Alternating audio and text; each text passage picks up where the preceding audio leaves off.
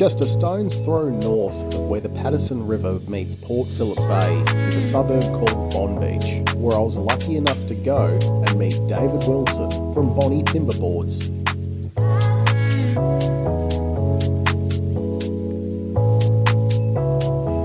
Hey guys, something different today. I'm here with the man behind Bonnie Timberboards, David Wilson. Hey guys, how are you? Dave is a craftsman, a wood fitter, turner, machinist, Wood butcher. a wood butcher. Yeah. There we go, a wood butcher. He's the finest of his craft, and he's been doing this for how many years, Dave? 50 odd, so far too long to remember. So a lot longer than a lot of us have been around, but let's not knock him for that. Thanks for having me around, Dave. Pleasure. Wonderful. So tell me, where did the journey begin for you? Where was timber your passion? Well, I started off as an old-time apprentice back in the old days at apprenticeship school, where you used to get little pieces of timber and you'd have to make up a roof. That was one of your assessment tasks. Then went down the usual path as a carpenter and a builder and all the rest of it. Then eventually ended up in the insurance restoration industry, and now retired and back into wood. And I've always been around timber of all sorts. And one thing I do know, it's a bit like the barbecue thing. Every day you learn and see something different, and you never stop learning. So it's terrific from that point of view. Constant growth is great. Yep. Yeah. And what's the inspiration that you find from each different piece of timber? Does like each timber's got its own personality? Yeah. I suppose like a meat would.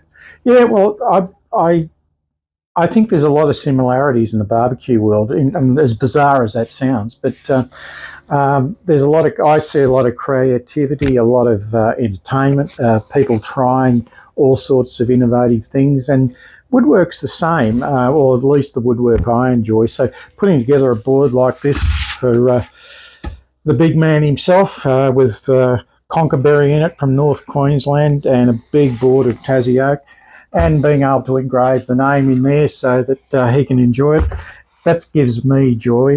Just seeing the smile on people's face is really the big payoff. It's a truly magnificent piece, Dave. Thank you. How much time and love goes into a piece like this? It varies a lot. One like this where I've inset the timber, so I slice the timber, make sure it's very dry, then basically it's hand routed into the board.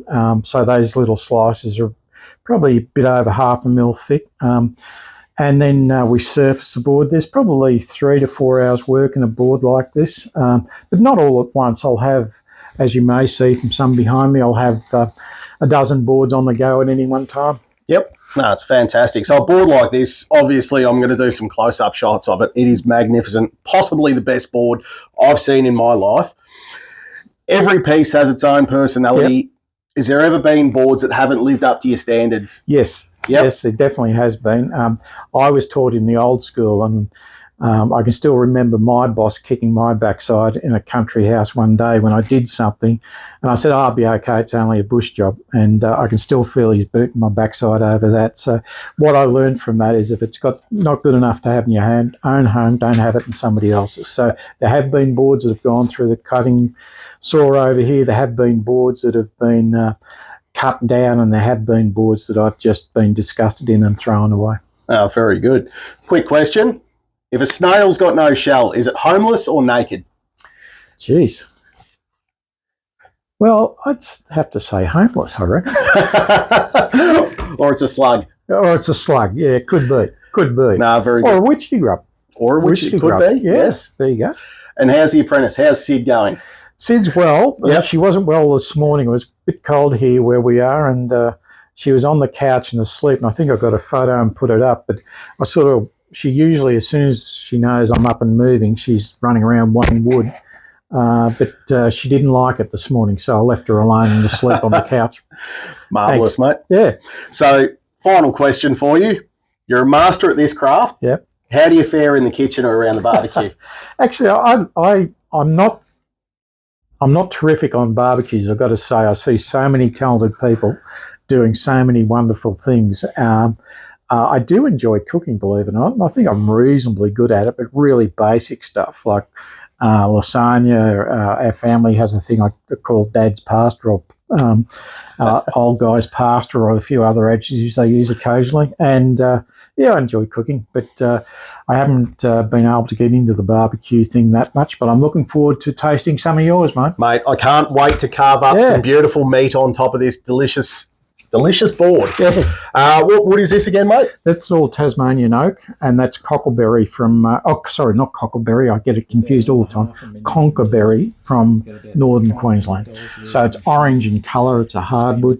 It's also known as the Australian bush plum, and the First Nations people have eaten the fruit from that, as I understand it, for probably thousands of years, and I'm looking forward to trying it one day. Sensational, mate. And to anyone who's enjoyed this, where can we find you?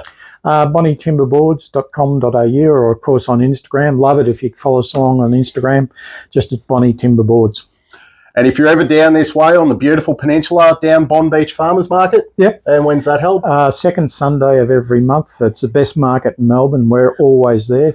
Or nearly always there, sorry, I should say. And but if you want to know if we're going to be there, just send us a note on Instagram. We can let you know.